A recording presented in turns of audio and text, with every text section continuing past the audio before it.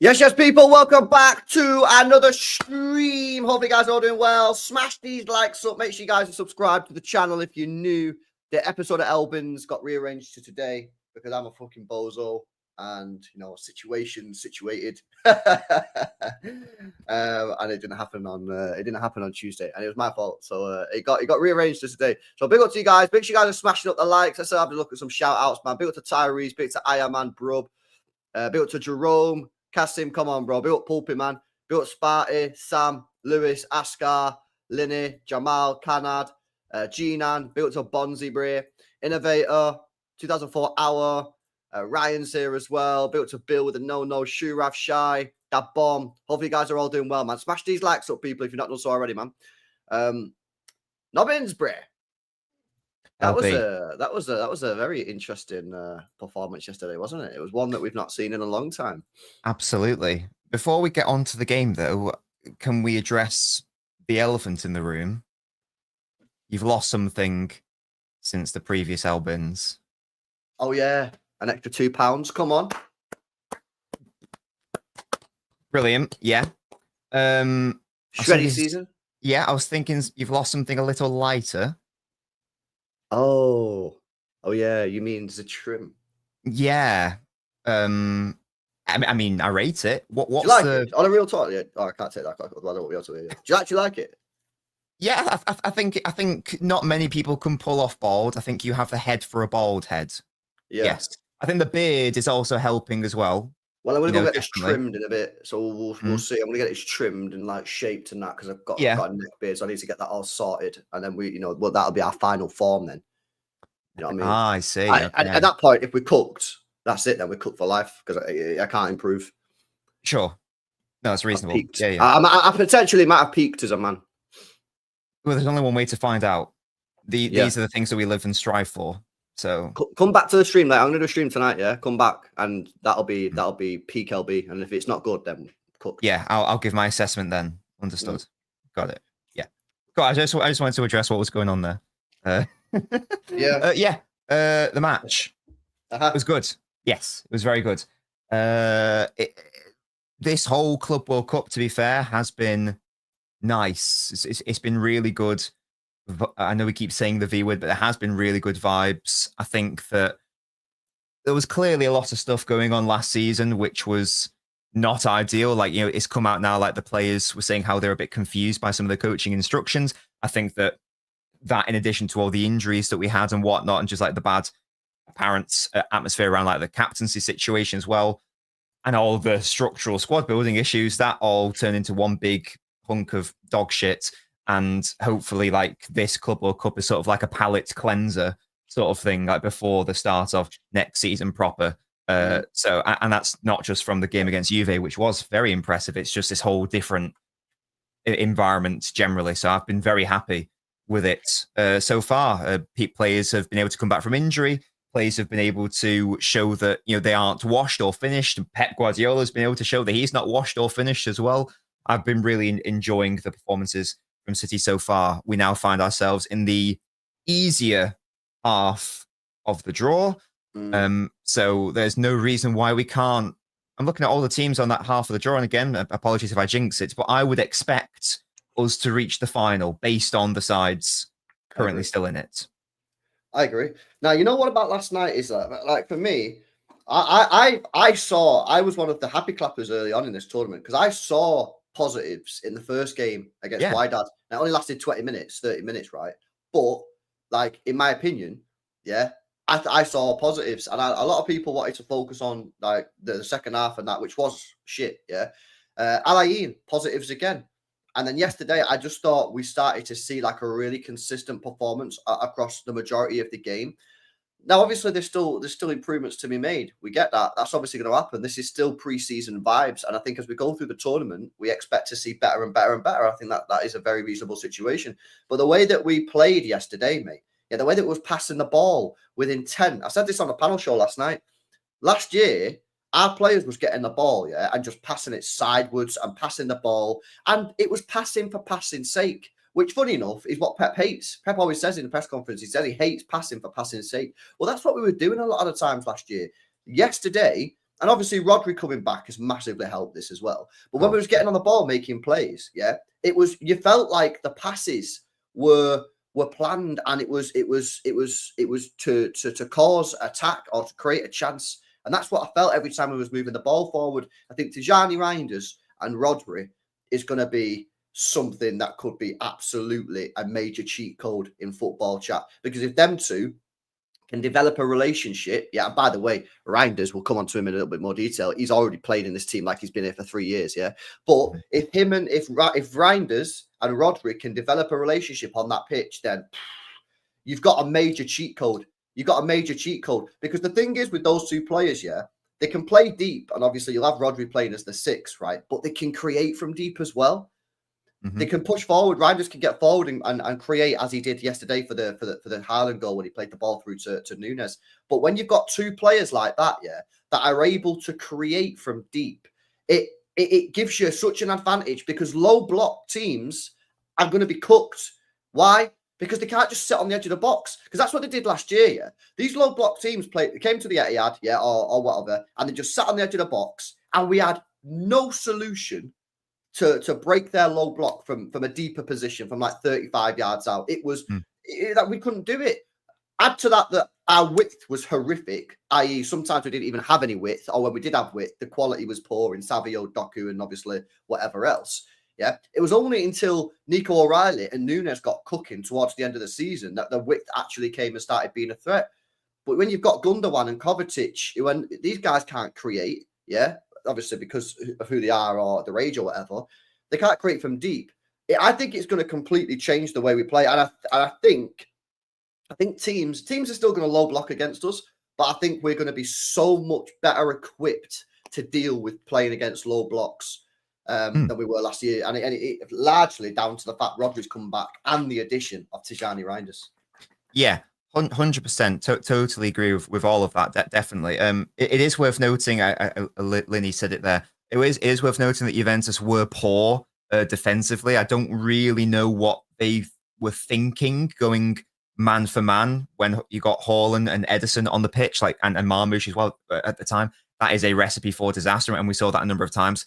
But you've still got to exploit those teams. Maybe last season we don't do that, but against Juventus and in the other two games so far, we have. The movement, I think, for me, has been what I've been most impressed with, and what I've been most encouraged by, and what I've been most happy with. Even just like, I think I tweeted about it. I've not really seen Doku make the run in behind that he did for his goal ever. Really? I said this on the panel show last night. Did you watch the panel show last night? I did not know. I was on the train. Major L. Anyway, I said the same thing. I said that on the panel show last night. I said, when was the last time we seen Doku make that run? Because I've said about this on Doku. I did a player ratings, and I said the touch is phenomenal and the finish phenomenal. However, the movement is exceptional movement. And when was the last time we've seen Jeremy Doku make that run in behind the defender and a player play that through ball like that? But I can't remember last time, and someone said it in the chat. I can't remember who said it now. Someone said it in the chat. That was very, very Sterling-esque. Very, very Sterling-esque. Yeah, 100%. I've seen him do it twice this tournament now. And the first one was against Wydad, and it was Reijnders who played him in. And this is now the second time that I can remember it's happening. And it was Aït-Nouri who played him in. So I think it is in part due to Doku is now making those runs, of course. And you touched it before, if you got players like Kovacic or Gundogan in those, or Bernardo Silva in those deeper areas, the areas that Reijnders, Aït-Nouri were picking up in those games, they're maybe not necessarily looking for that ball. Maybe Doku doesn't even think to make that run because he doesn't think he'd receive the ball in any event. Maybe it's a combination of both. So maybe it's just like the personnel coming in who are more likely to hit that ball. And it's also just Doku himself acknowledging that maybe I should add to my game, introduce more off-ball movement and cause an issue. Because if you're up against these sides who just want to defend, there are a number of ways to deal with low blocks. One of them is, passing and whatnot. But if there's no pass to hit because there's no run that's been made, then the passes are relevant. So sometimes the runs also have to be made. Yeah, and those off-ball runs were really good. There was another one in the second half as well. Like some really good box crashing by both Savio and Foden, which I think that was the fourth goal, was it? The one that Foden scored. Like Haaland picks it up. Wonderful hold-up play. And it's Foden and Savio making the runs in behind. I think last season, those runs aren't made and that goal isn't scored. So yeah, lots of lovely stuff is all happening all at once. And I think the new personnel was definitely part of it. Roger come back, definitely part of it. And maybe even like, as I say, that unquantifiable happy factor, as well as maybe doing something to it as well. So yeah, it's really encouraging from everyone, to be honest. Just to stick with Jeremy Doku for a minute, right? Because there's been a lot of talk about Jeremy Doku. In fact, let me not give you my opinion. What's your opinion? What's been your opinion on Jeremy Doku in this preseason tournament so far? Just in this tournament? Just in this tournament. I mean, you can expand and talk about his career, but like, I want to know what your thoughts about him in this tournament. I think he's been great. He's been really good. I've touched on the off-ball movement. The finishing has been clean as well. He's getting into the right positions. As I say, he's making the right runs. He's making the correct decisions. So I think that this tournament, he's certainly gone up a level as to what he did like last season. But even like last season and the season before, I still really highly rate Doku. I think that he has everything in his locker to become one of the best wingers in the world. The question has always been, can you add that final stage to your game, which is arguably the hardest? But this is really encouraging steps to get to that final form. He is still a young player as well, and we all know what he's capable of. He's a player who, within like a few seconds, can go from like a situation of seemingly no danger at all to, all of a sudden he's in the most dangerous crossing position imaginable. So I'm a big Doku fan, and I think that he's got a future at City, and if this tournament's anything to go off, then that is absolutely the case. I like Doku a lot. Yeah, a lot. I'm with Sylvian. Yeah, I sense a change in the way that Doku is maybe not playing, but when he's getting to the box, I feel like he's different. I don't know whether he's taking his time or what, but like, I'm watching it, yeah, and I'm thinking to myself, something is something. I'm watching him. I'm thinking he seems more composed. And then I see the interview that he did yesterday. He seems so relaxed, chap. Doesn't he seem so relaxed? You see the interview that he did after the game. He's like, oh yeah, I'm free. Like, I've got peace or whatever. Like, I don't know, man. I feel like, to me, something's happened with Jeremy Doku. Something's happened because the way that he's playing, there definitely seems to be an element of composure about his game. And if he can, he's a married man now. Maybe there's that. I was just going to say as well that it helps, whilst Doku is a wonderful 1v1 winger, and this applies to Savio as well, wonderful 1v1 winger, you do still want them to have some sort of support. And we didn't really have a fullback last year, really. Like, Walker doesn't count. Nunes is a midfielder. Gvardio can obviously do a decent job there, but he's a centre-back. Nico O'Reilly is a midfielder doing that. I would also say that, just to maybe defend Doku a little bit, is that he's never really had the proper support that he may have wanted from this fullback player. That's now Aït-Nouri. I think I would argue the same thing on Savio. I think that we can properly judge them when they have that actual support network around them. And Doku plays better with certain players. Aït-Nouri clearly is one of them as well. They've clearly already fostered this really encouraging relationship. So I'd also say that on Doku, and I don't think it's a surprise that once he's actually got a proper, more offensive-minded left back to play with, he's looking a lot better as well. So maybe there is a mentality shift, as you say, but there's certainly something different happening on the pitch. And again, I think that's because he knows he's got that support around him. And yeah, if we can add that to Savio as well, to be fair, Nunes is doing a good job of adding that. If we can go one step further, then I think that's going to be even better for these players, because we know how good they are 1v1, but sometimes that's not enough. We've seen Doku get tripled up on sometimes. He's good at dribbling. He's one of Europe's best, but you can't take on 2 or 3 every single time. Sometimes he needs that supportive player, and that's what I think Aït-Nouri is going to be when they share the pitch. Yeah, and that's why Savio and Doku, I think, be on belief spot on. This is why Savio and Doku, for me, are like such interesting wingers that we've bought, because you can clearly see the potential of both of these players, right? But potential is only potential, and you can't have potential forever. You need to get top quality performances and become a world-class player. That's what we're looking at this football club.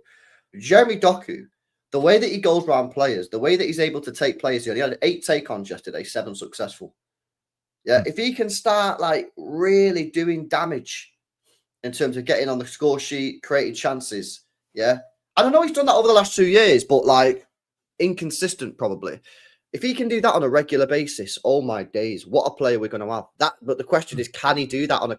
Now, like I say, for me, I'm probably the most optimistic I've ever been about Doku going into this season, based off what I've seen so far in this tournament. And I get it, again, standard caveat, it's only been a couple of games, it's pre-season, blah, blah, blah. I get that, yeah, but I can only go off what I'm seeing. And what I'm seeing is I feel a player that has changed something.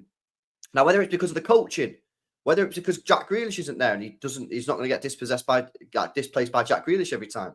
Whether it's another reason, whatever the reason is, to be honest, it's irrelevant what the reason is. The point is, I sense something has switched in him. And I actually sense something switched in Savio. I just think he's a little bit, I don't know, I feel like he needs just a little bit more time, Savio. Yeah, but I think Doku could be in for a big year this year. The question is he going to play a lot? Because I thought we was going to play with Mamouche off the left, not Doku. So that'll be interesting. But, you know, if Doku can cook, then he'll get himself in the team. That's how it'll work, man. I'm very, very impressed. What have you made of...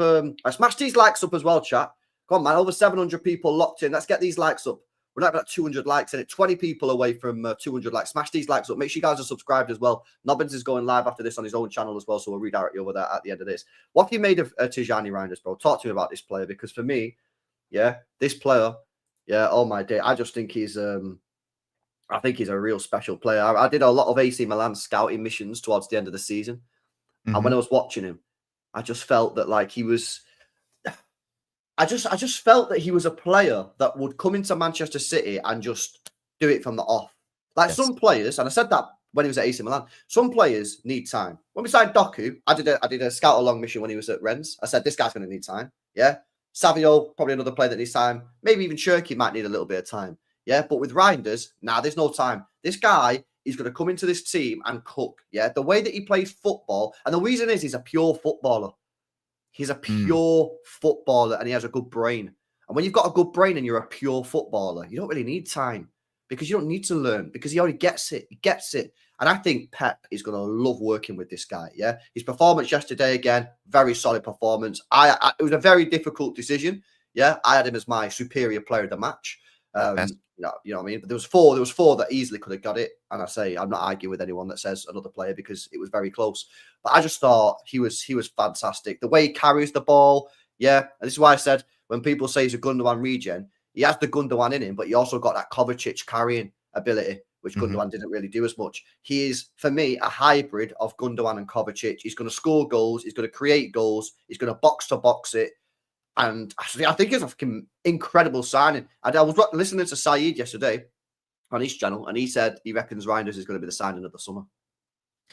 Yeah, well, there's a reason why I said in my Reijnders analysis video that this is the most important signing for City, and I think it's the best one as well, because with Rodri and Reijnders, that is the best midfield in the world, but by a fair margin, I would say as well. Rodri is the best 6 in the world.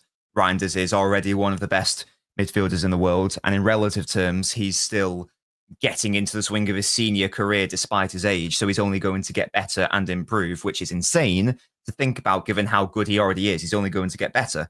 Yeah, he's the definition of a City player, even when he wasn't playing for City. You're absolutely right. There's a reason why he's been able to slot in perfectly. It's because he has all of the attributes one could one might need in order to succeed at City. He can take some of the creative burden off Rodri from deep.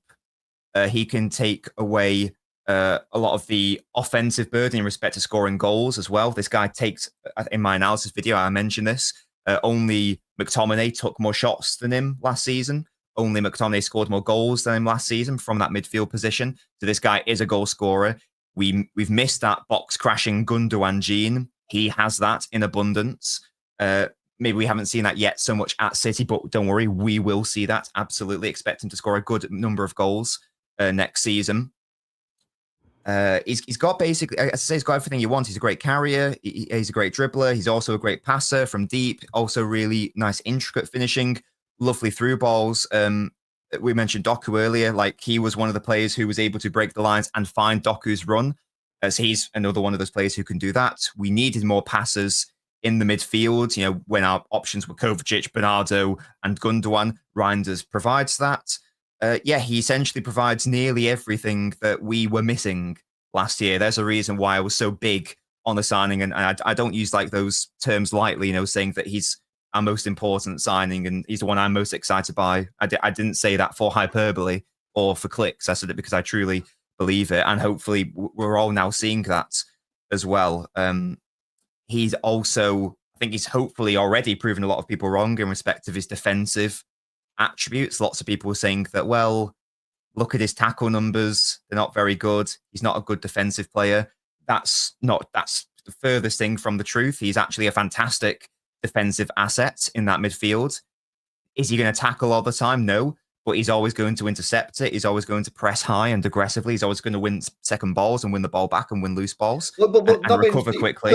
People are looking for the perfect player in terms of like, must be incredible on the ball, must be able to slide tackle every player, must be able to tackle every player, must be able to create from deep, must be able to create from, you know, low block situations on the edge of the penalty area, must be able to finish one-on-one. It's like, you're not going to get that player who is just unbelievable. Yeah, 10 out of 10 in everything. Yeah, so what you do is you get, and we don't need a player. We don't need a Nigel de Jong.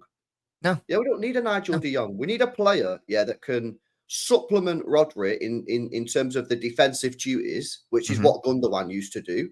Yeah, but then good on the ball. Because I've always said, if this team plays with two DMs, we're cooked. Yeah, because we come up against too many low block. You need to have players that can break down defenses.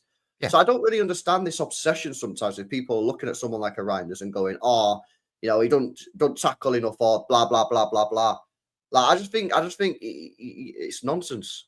Yeah, no, and you raise a really good point there, because again, the people who were complaining about, or maybe complaining is not the right word, the people who were cautious and concerned about the low defensive volume numbers it's not relevant for City, because even Rodri's defensive numbers in respect of volume have not been that high for the past few years, because City don't defend like most teams. City defend with the ball. City don't tend to, really good point, Cal, definitely.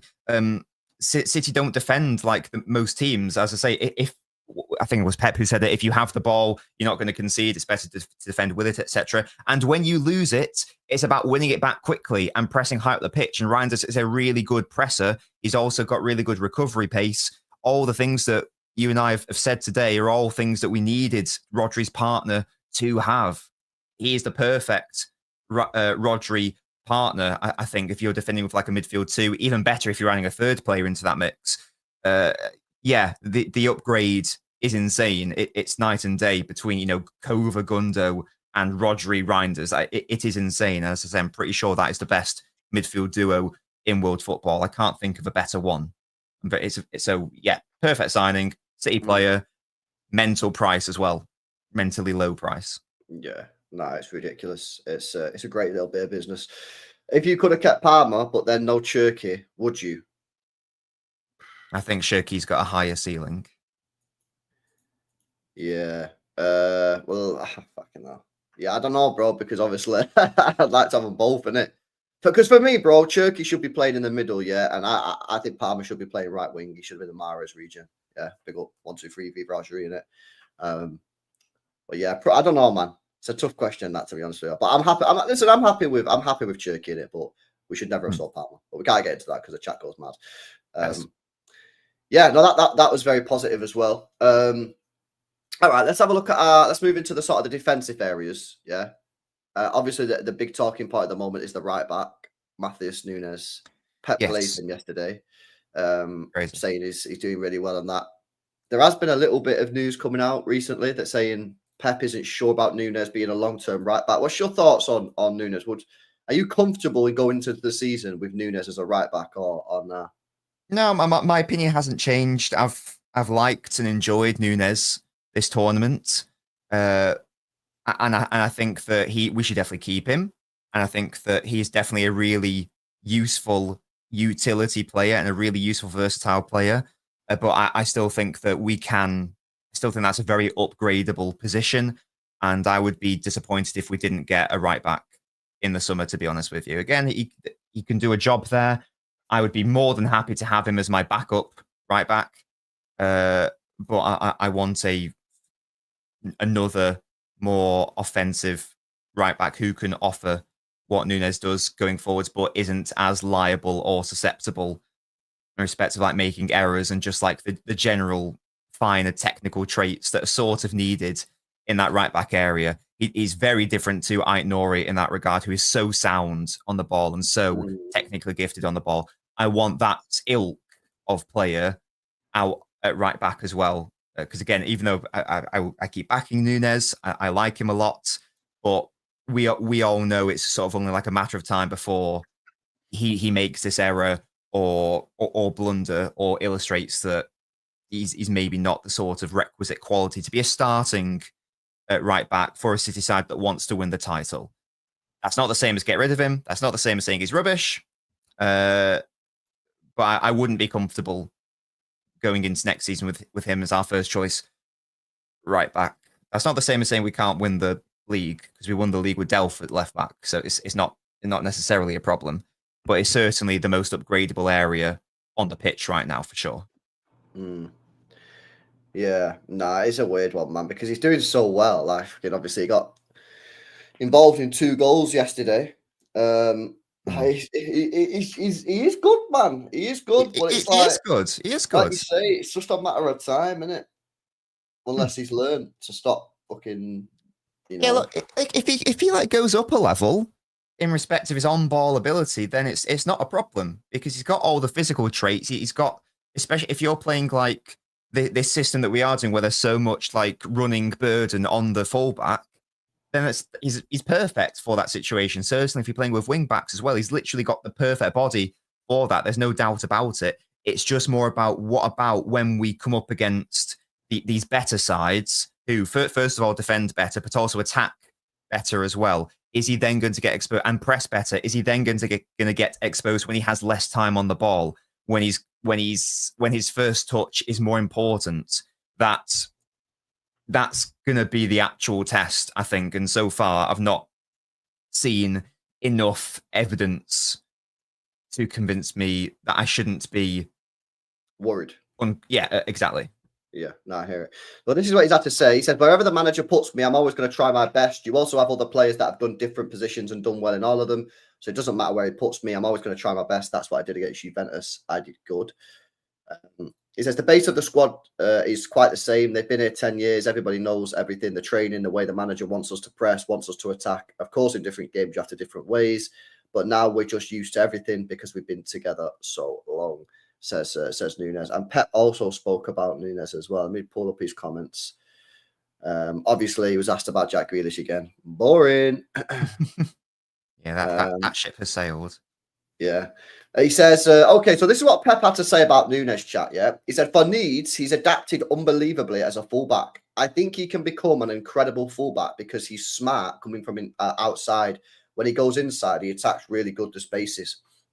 He has incredible pace that we don't have. I think Matthias has done an incredible step up. We need him a lot. I want him desperately to be with us because he's incredibly loved by all his teammates. A funny guy. It doesn't look like it when he plays football. I'm really, really pleased. He can be an incredible fullback.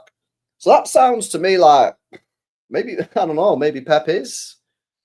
I don't know, man. It's a bit weird, isn't it? I don't know what's going on here because obviously we had the news. Rob Dawson come out like last week and said City are still looking at a right back. Sam Lee come out this week and said Pep ain't sure about Nunes at right back. So everything indicates that City are still looking at a right back. I reckon, you know what I reckon it is? I reckon they're going to try and get Livramento out of Newcastle, and if they can't, they're just going to stick with Nunes. Maybe, and that might be what we have to do if we can't sort out the homegrown situation. Yeah. Those comments are interesting because he's obviously saying a lot of nice things. Of course he is. I've just noticed there are a lot of conditionals in that statement. He could be, he can be. He's not saying that he is or will be. I just wonder. I don't know if I'm reading too much into the use of language there, but that's also where I'm at with him as well. There's no reason why he can't become this sort of player, but is he that sort of player right now? No, I think that's sort of the basis of my point. He very well might develop into this sort of player with time and experience, but right now that doesn't fill me with enough confidence, and I still would rather err on the side of caution and sign this other right back who we know can definitely do that, and then Nunes can maybe develop into this solid option there. So that's where I'm at with it. The chat was telling me that you had a look at Fernandez. Like Martin Fernandez, yes. What did you think of him? Because obviously he's not homegrown, but he's under 21, so he would not be in the Premier League squad anyway. So what's your thoughts on Fernandez? Yeah, so that was like that was just sort of like a very brief scouting mission. Basically, the conclusion was that if you want an attacking right back who is very good at not only getting a volume of crosses in, but is also very good at getting the crosses in accurately, and if you're looking at a right back who creates via the pass, then there is basically no one better in the top 7 leagues, based on a very small sample size, than Martin Fernandez, because he was in like the top 1% for expected assists and crossing accuracy and crossing volume. And he was also quite high on the defensive metrics as well. But he's 19. So he's played 2,400 minutes in his entire career. Exactly, yes. So it's a major risk. It is a risk. And yeah, I think that if we had like an actual, like a true right back option who I was comfortable with, he would definitely be a player who you take that punt on, because he could develop into this ridiculous. He could be like a Nuno Mendes type player. Where well, this is what the chat was telling, because we was having a conversation. It was on the stream like last week. I think it was last week, and was having a chat with me and the chat was talking about like the right back situation, and I was like, yeah, this Fernandez guy, obviously, he's got a lot of hype around him and that, but obviously he's mad inexperienced. 2,400 minutes is crazy inexperienced. But so a couple of guys in the chat who watch Portuguese football, and I actually know they do watch, but I know they're not capping. They say like he's potentially like the next like best fullback in the world. Yeah, that's the risk. Well, that's the gamble that you're getting with him. But obviously, it's going to cost 100%. A lot. Yes, I don't know how much exactly, but again, we're dealing with a small sample size. But it's not going to be like 60 million. It might be more like 30ish, that sort of thing. But if City, is that it? 30 million. Well, that's just a number I pulled out my anus. I don't actually know. But how much was Nuno Mendes to PSG? I know it's a different era. But he's not going to. Right, yeah. So it's okay. So maybe more like 40, but it's not going to. I don't think it's going to be as much as like like City paid like Mendy or Walker at the time. I'd be very surprised if it were.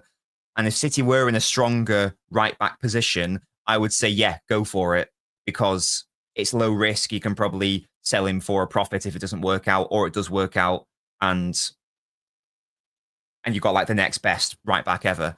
The other nice thing is that at this tournament, actually, he played right centre back. Yeah, I believe so. In possession as well, that's always something I look for when I'm trying to assess a fullback for City. It's great they can play at fullback, but they're going to have to be useful somewhere else. Nori illustrated yesterday and throughout his career, he can also go into the more midfield areas. He can also go out wide. Fernandez probably couldn't go to the midfield areas, but he can absolutely be like a right centre back. So he's also not shit defensively either. Because if you are happy to play a fullback at centre back, chances are they aren't shit defensively if you're going to trust them to play as a centre back. So he ticks all the boxes outside of sample size. And again, do we have the luxury of gambling on this player when we've just had a conversation about, do we even think that Nunes is going to be good enough? And then you've got 2 potential players rather than 2 definite lock-ins. I guess it depends tricky on like what the bare minimum level is with Nunes. If you think Nunes, and obviously this is every City fan will have their own different opinion on this, right? But if you think Nunes is good enough to go into the season as your right back for this year, then he's in worth my it. opinion, in my opinion, go and get Fernandes then as a backup, or to fight with Nunes, because you're saying the base case scenario of Matheus Nunes is fine anyway. Yes. If you're somebody who is saying no, we cannot go into the season with Nunes as right back, that would be ridiculous, then I don't think you should be saying go and get Fernandes. Unless you've watched him every single game for Porto, the 2,400 minutes he's played, and you know exactly what you're going to get because you've watched him every single game, which is how many people have actually done that.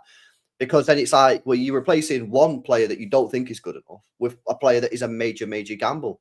Do you know what I mean? So that's why I personally, I don't know, man, because for me, Nunes is, I don't know, man, if he's winning me over here, Nunes. I don't know. I'll be real with you, mate. Like, these performances that he's putting in are top He's class. moving you. He's moving me, man. I like from the that we can't go into the season with Nunes as a right back. That's just a joke. To maybe you could get away with it. Maybe you could do it. You know what I mean? And I don't want to be getting away with things, of course not. But these performances are top class. It's just like the Bozo error. The thing that gives me confidence, right, is that the Bozo errors that he did were all the same. And we spoke about this before. It's when he got the ball on the touchline. Yeah, so he's on the touchline. Obviously, the dugout's behind him. He's got the ball, and he's either looking back or he's looking that way across the pitch, and he passes it backwards or inside, and he gives the ball to an opposition player. That's pretty much what he did every single time. Yeah, he did it against Wolves, he did it against fucking United, and he done it against loads of other teams, right? So for me, that should be a coaching situation.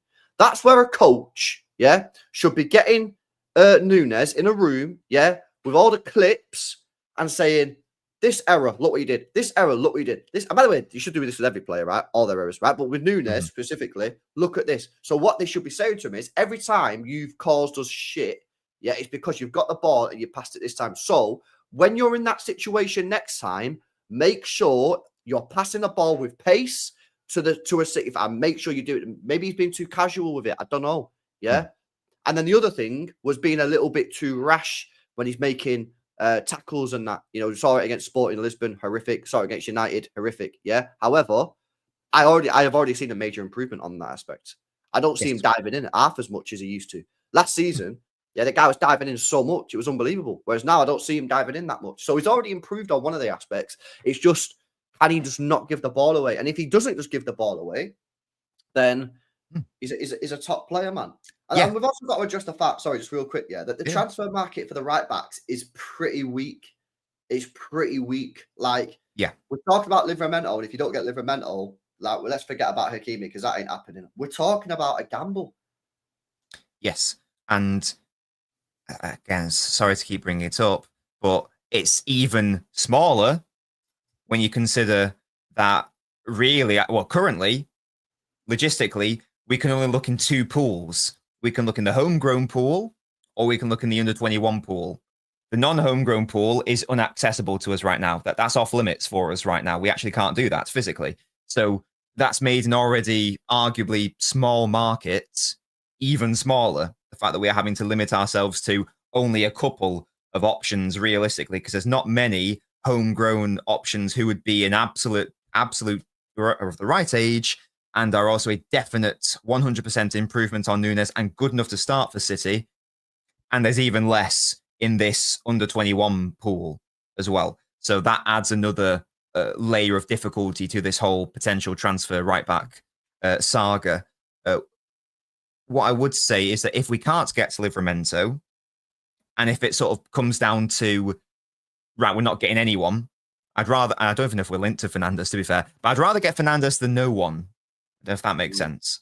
We're not linked to him. And we're not linked to him anyway. But I'd rather we get someone and something. I'd rather we take that gamble and take that punt, because you're better looking. What is it? You're better looking at it and not need it than need it and not looking at it. No, you're better looking at it than looking for it. It's better to have something and not need it than to need something and to not have it. That's what I'm trying to say. I combined two phrases there, two expressions there. So, yeah, it will be interesting to see. Of course. Can I ask you a question? If we was to sell Kovacic and Gundogan, would we be able to access the non-homegrown market? Yeah, we'd have two slots. Oh, so I thought we was over right now. No, we're on 17 right now. So this is for the Premier League. Yeah, Champions League's different. But for Yeah. the So Premier League, what is it again? How many can you have? the Premier League rules are you're allowed 17 non-homegrown players. Right now, Oh, we so are at 17. right. So if we sell Gundogan, then we can buy a right back that's not English. For this season, yes. But next Right. season, both Kusanov and Savio turn into non-homegrown options. Right. So then you need to be creating space. Exactly. And this is why I keep saying, people keep on commenting on my post, bro, saying, we can't get Livramento. He's fucking shit. Why do you want to spend this much money on it? Go and get this guy. And it's like, that's fine. Yeah, that's fine. But who you selling, bro? Because you need to sell players. Yeah. Like, you got to buy some. In the next couple of years, we've got to be buying some homegrown players. We just simply must be doing that. Yeah, I mean, that's the starting 11 against Juventus didn't have a single homegrown player in it, did it? The starting 11. I don't think it did. No, I don't think it did. No. That sort of illustrates the problem. You need to, realistically, you should be having homegrown players starting. Otherwise, that indicates you probably have a non-homegrown problem.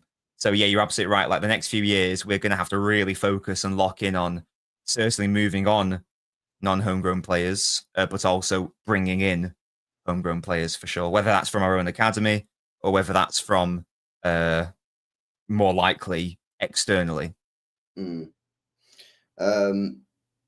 Yeah, no, I think, yeah, obviously, yeah. No, I think Gundogan or Kovacic will go, but you still kind of want to be replacing your right back with a homegrown player if possible.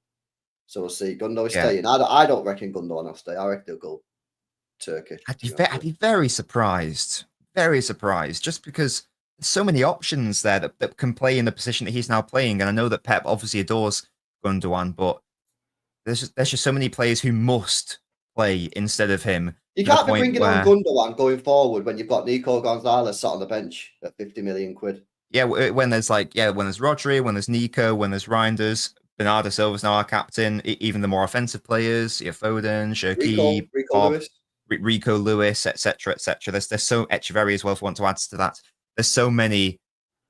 I know that Gundogan can play in lots of these positions. He can play deeper, he can play more centrally, he can play more offensively, but we have so many options there. So if there was any player to go, particularly given the injury to Kovacic, I'd suspect it's Gundogan surely the most likely. Surely that would make sense.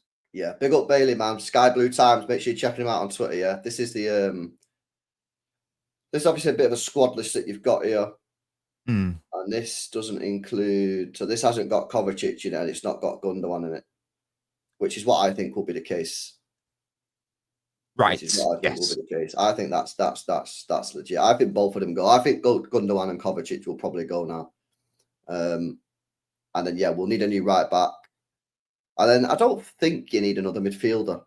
If you sign another midfielder, Rico Lewis and Nico Riley might as well just leave. Yeah, there's literally no point.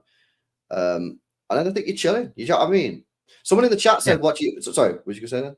I was just going to say that if we're keeping Bernardo and Kova, then yeah, another midfielder is definitely not needed. If we're moving them all on, then obviously one would be. But yeah, I agree. Sorry.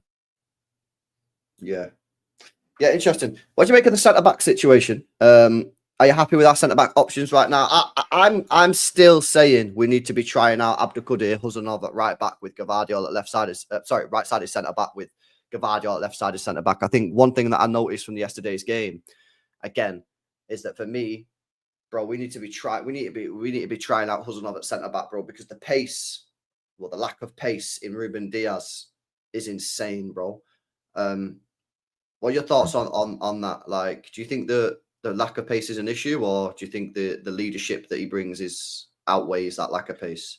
I think if the structure's fine, then the pace isn't a problem for me, because I know it's like a cliche, but like he was asked that against Bayern, wasn't he? And he said, "You'll see on the pitch," and we did quite well. I know that was a treble year, but I think that if the structure is sound, then he is fine.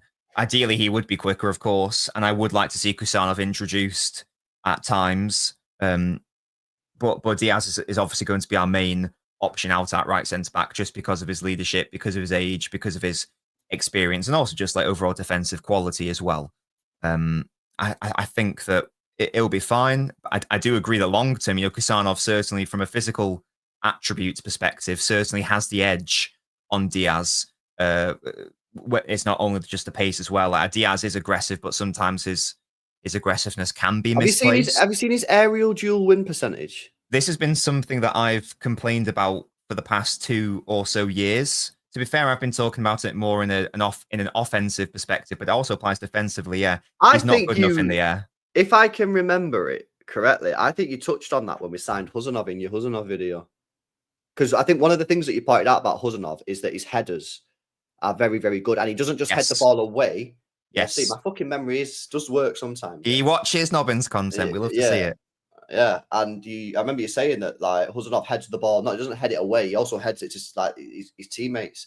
Yes. Yeah, Diaz's win percentage on the aerial duel is the second worst in the Premier League last year out of every single player. That is just fucking shambolic. Yesterday, 2 aerial duels, lost them both.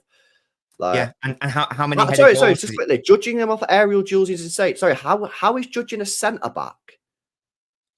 No, it is centre back aerial duels insane. He's a centre back. He needs to be winning headers. Saying that doesn't matter is ridiculous. Of course it is. It's a clear issue. It's a clear issue, bro. Yeah, I hard disagree with that comment from whoever that was. Oh, just you centre backs don't need to win headers then, no? Just sack off headers. Yeah. Don't worry about it. Because what I was about to say is we obviously know the defensive stuff. Again, like the main thing that I've been complaining about actually though is, and again this leads into the defensive work as well. How many headed goals has Diaz scored for City? Yeah, not a lot. He doesn't score enough, and that sounds stupid. Well, why are you getting? Laporte scored a lot of goals for City with his head. One of them was a fucking league title winning goal. Yeah, Stones. Yeah, Stones, Gavardio, Ake. You need your centre backs to sometimes pop up with a couple of goals a season. There have been some years where Diaz has scored 0 goals overall and 0 headed goals overall. I think he scored maybe 2, and he's been with us since 2021.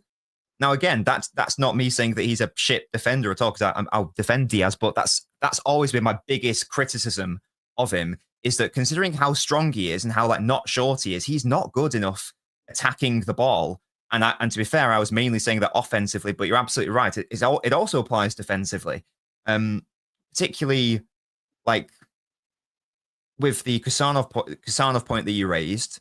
Again, Kusanov heads the ball. He either loops it up to give his team like a chance to win a second ball, or he heads it to a teammate. Again, a big critique I've had of Ruben Diaz is that he doesn't do that. His first instinct is just clear the danger if I can, even when he's not under any pressure. And this is now a different conversation to aerial duels, but it's still an interesting one to have. And then you lose possession, and then that goes against City's whole fundamental philosophy of keeping the ball. And then, as you say, defensively, that can lead to not winning the aerial duel. That wins to not win the second ball. That means that City are now in a situation that they don't need to be if it was just headed away. And it is a concern that he's never really been able to improve in that respect. I wonder what his best year is in respect of either scoring from headers or winning those aerial duels. Yeah, and again, I just want to clarify. I don't think the guy's shit. I think he's a very, very good defender. No, he's brilliant, of course. I think he's a brilliant defender. My point is, I think you should always be looking at, can you be better? Can you be better? That's all the question is. Can we do better than Diaz? And if the answer to that's no, cool. We'll stick with Diaz. I'm just saying, yeah, the lack of pace on Diaz is insane, right? That's not his fault. Nothing he can do about it. Yeah, it's genetics, right? But when you're playing a high line, that's not great.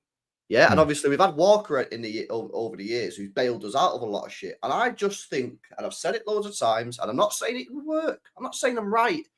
All I'm saying is we should try it to play Kusanov in there, because I think that having the pace will outweigh the Diaz leadership at the back. Yeah, that's all I'm saying. I could be completely wrong. And if I'm wrong, cool, put Diaz back in. I ain't got a problem with it. I'm not pro Diaz. I'm not fucking against. I'm not pro Diaz. I'm not pro Huzanov, whatever. I'm just saying, for me, I think the pace, of having Huzanov at the back will be better. And I don't think we'll be saying, I personally don't think you'll be sitting there saying, oh, it's the lack of leadership's a problem. We need to drop Huzanov. I just don't think you'll be saying it. But if we do, if we're coming away from games at 6s and 7s and we're like, fucking defense is shit, like nobody knows what they're doing, there's no leadership, it's terrible. Drop Huzanov. Yeah. I don't care. I just want the best for my football team. I want City to be the best possible team we can be. And I think it might be better with Huzanov. And if I'm wrong, I'm wrong. I don't give a shit. Yeah, I'm wrong about a lot of stuff. Yeah, but that's where I'm at with that one. But I think having Gavardiol and Huzanov at the back could be fucking incredible. I really do think it could be incredible, man. Long term, I think that's our best centre back partnership. Definitely, yeah, 100%. I think that you've got Kusanov with his aggression, maybe covering for Gavardiol's more sometimes defensive passiveness. Perhaps Kusanov is arguably better on the ball than Diaz as well. I think that I don't think it's arguably. I think that is 100% legit. I was trying to be polite, but yeah, you are right. It is he is better on the ball, and I think that it's a massively underrated element of his game as well.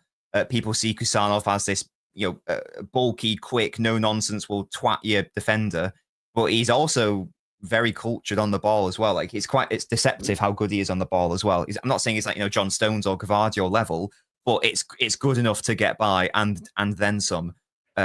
Maybe next season, what we'll see is, of course, Diaz. Diaz is, whatever we think, Diaz is going to be starting the majority of games, barring the injuries. That is just going to happen. So maybe next season we will see like Kusanov slowly introduced, and maybe we'll see that lovely partnership with Gavardio, Kusanov. I don't know how old Diaz will be at the end of next season. I don't know what his contract situation will be either. But then maybe that's when Kusanov becomes more of like actually truly competing with Diaz for that spot the season after. And then maybe the season after that is when Kusanov is like locked in. He's starting 35 games a season if he's able to continue his development. But he's 21. There's time. There's time for Kusanov to be properly embedded into the side. I think I do agree that from a ceiling perspective, Kusanov has certainly got a higher ceiling than Diaz, I would argue. Yeah. It's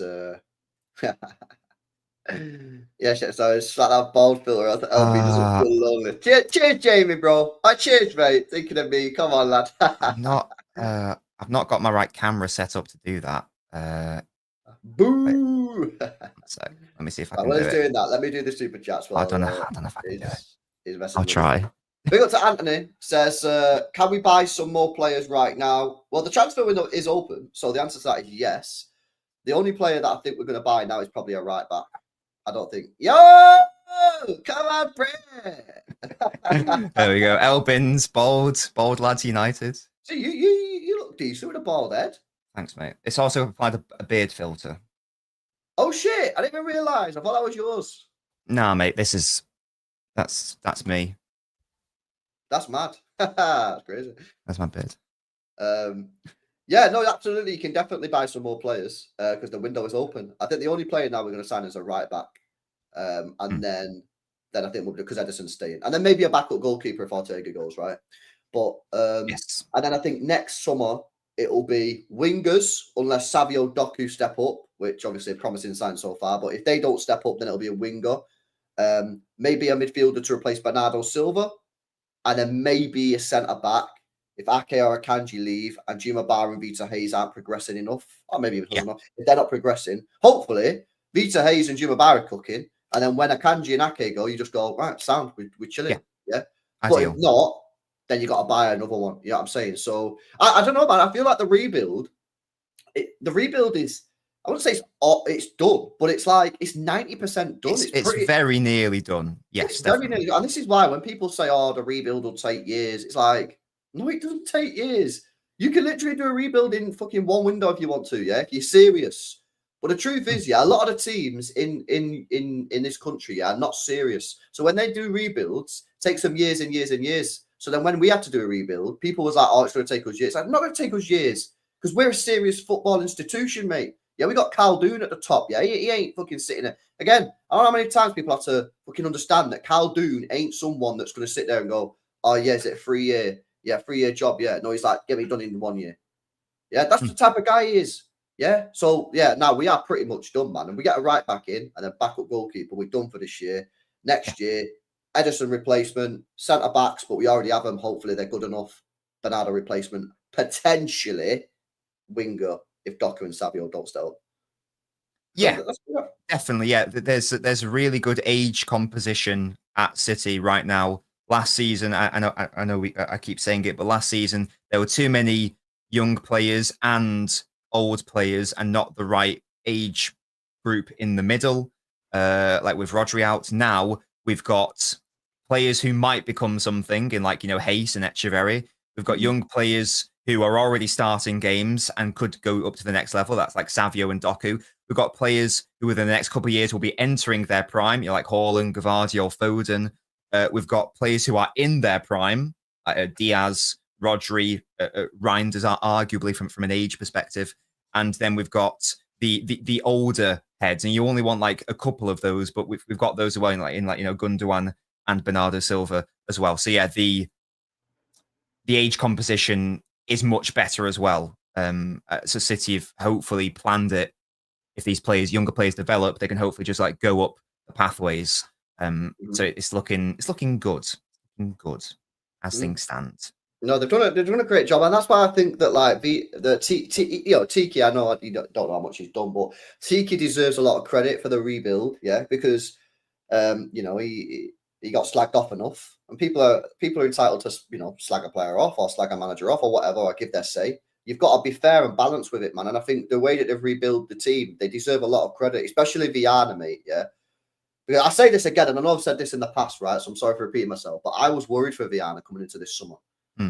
I was worried because the players that we needed fucking quality players. We needed quality players. And I thought to myself, damn, like everybody knows we need quality players. Everyone knows Man City are going to be knocking on the door and he's going to be taken for a ride. And the way he's executed with 8 Nori, 33 million quid. What? That's about 10 million pound cheap. Yeah. Reijnders, 46. You probably look at 15 to 20 million pound cheap. And then Turkey at 30 million. Yeah, stupid. That's about half price. Like, so I can't believe the job he's done. I think he's done a fantastic job. Like, really fantastic job. And, I always try and be fair, man, because like I am someone that will fucking dish out criticism when criticism's due. Yeah, because that's just who I am as a fucking football fan. I've always been like that when I was a kid, ringing up BBC Radio Manchester when I was fucking 12 years old, fucking criticising players. I've always been like that, yeah. But I also try and be fair. When a player like Nunes, who deserved the criticism after the United game when he fucked it, yeah, but then does well, you got to give him credit. Otherwise, I think you're just slagging people off for the sake of it. So yeah, big up Viana, man. I think he's done a great job. 100%. Yeah. Big up LB. Says sell Ortega for a cheeky 15 million by Ramsdale. You know what? We had this conversation last night. I've been thinking about it. Don't want Ramsdale. No, I don't want him. I don't think he's good enough to be a backup goalkeeper for us. I'd be serious. So nah, not for me, bro. Not interested in Ramsdale. No. Yeah, not for me. Big up to Aaron with the 5, says Nunes is absolutely fine against teams that don't offer much offensive pressure, but we need a proper right back for Champions League and big games. Yeah, that's where I'm at with it. Yeah, that's where I'm at with it. I'm the same. I'm the same. And you also maybe just need another right back just in case Nunes falls off a cliff. You know what I mean? Like, he's not a right back. This could just be a bit of purple patch form. It might just be purple patch, innit? So. Yeah. And if the future, which I hope it is to lean more into this offensive right back situation, then our current backup options are not fit for purpose. Like Rico Lewis cannot be an offensive right back like that. Akanji cannot be an offensive right back like that. Before we even get into a conversation about Kusanov defensively, Kusanov cannot be an offensive right back like that. Nunes is our only offensive option at right back, really, and I don't think that's good enough. Because again, if we make a system which relies on the right back being offensive, Nunes can't play every single game. So we do need to address that. I think I'd be very concerned if we didn't. Yeah. I'm not calling you Baldy. Oh, that's a funny fucking clip. Smash these likes up, people, if you've not done so already, man. We're gonna a couple more minutes and then we'll wrap it up. So if you guys have got any final topics you want us to cover before we end, then get them in the chat. We'll see what you guys are saying. Now, obviously, Trafford, we're not going to get Trafford because Trafford wants to be a number one, and he's not going to be a number one at City now. Edison staying, especially in a World Cup year, because I think with Trafford, I think he's got a serious shout at potentially displacing Pickford as number one going into the World Cup next year. But if he's on the bench, he ain't going to do that. So he needs to be at a team playing. And by the way, if he goes to Newcastle playing Champions League football, exactly, he's got a great opportunity. He's got a brilliant opportunity. So yeah, it's not going to happen. Yeah, definitely. I'm for England fans' sake as well. I know that Pickford's played well for us, but he is fundamentally limited on the ball. Maybe I don't know the way that Tuchel wants to take England, but Trafford would probably be a better option than pick for the long term for sure.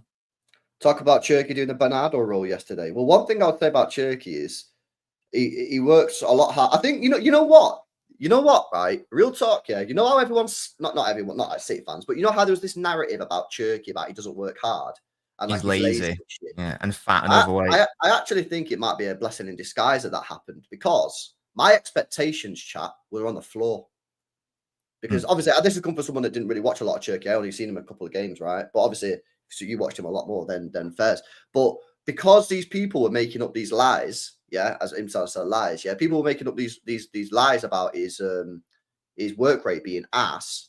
I kind of expected it to be bad, and so far, I've actually been pleasantly surprised at his work rate. Now, is it going to be as good as Bernardo? Probably not, but.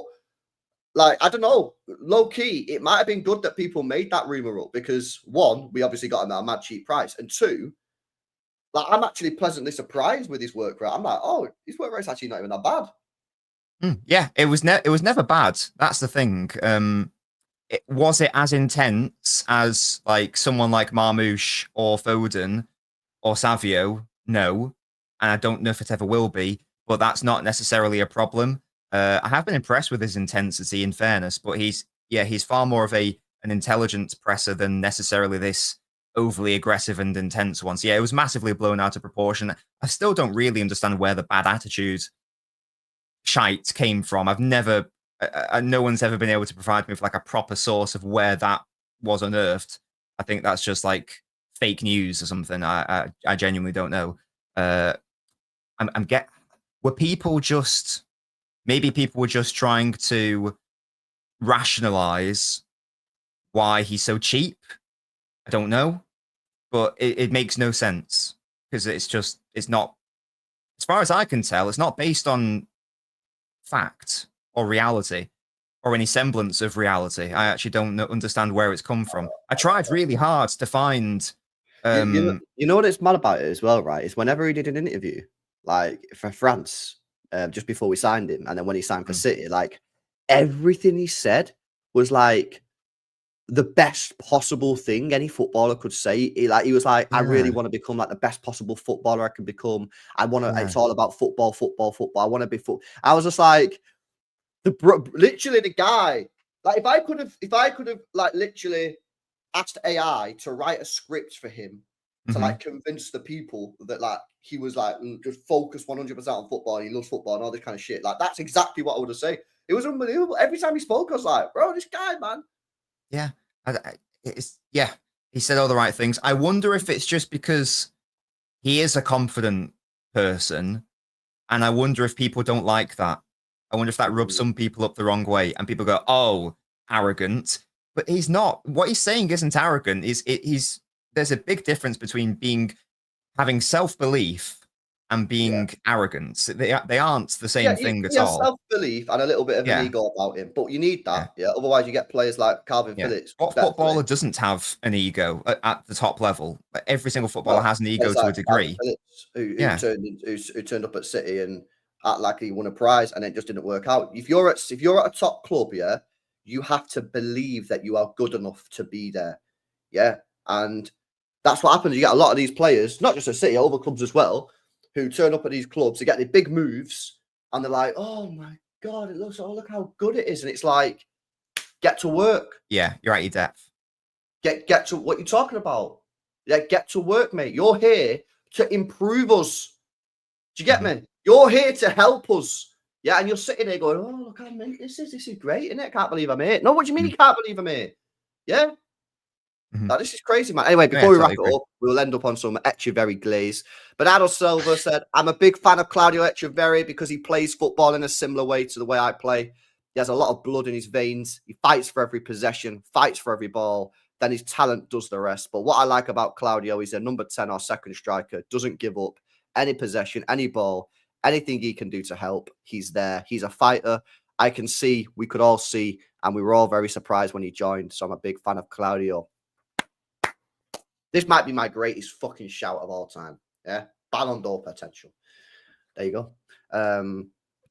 Yeah, big up, man. Well, Bald Nobbins is continuing on his channel. I won't be bald over there, though. I won't be bald over there. Oh, he won't be bald over there. Yeah, I mean, he's flexing his hair. Nice. He's flexing his hair. So, yeah, we'll redirect over there, man. What's the topic of conversation, Bray? We're going to be going into a bit more detail about the Juventus game, specifically on Doku's role. We'll be talking about the systems that we used. How might we improve them? How could they be applied next year? What we liked about the Juventus game, and just like a general look towards next season as well, and that sort of thing. Yeah, man. Come on. Holy Glaze, Echeverry's looking good. Eche's fucking mint, bro. I'm telling you now, he's got unbelievable potential. Unbelievable potential. Yeah, it's crazy. It's a joke. He could be a Ballon d'Or winner if he executes on everything he needs to execute. That's how good he could be, 100%.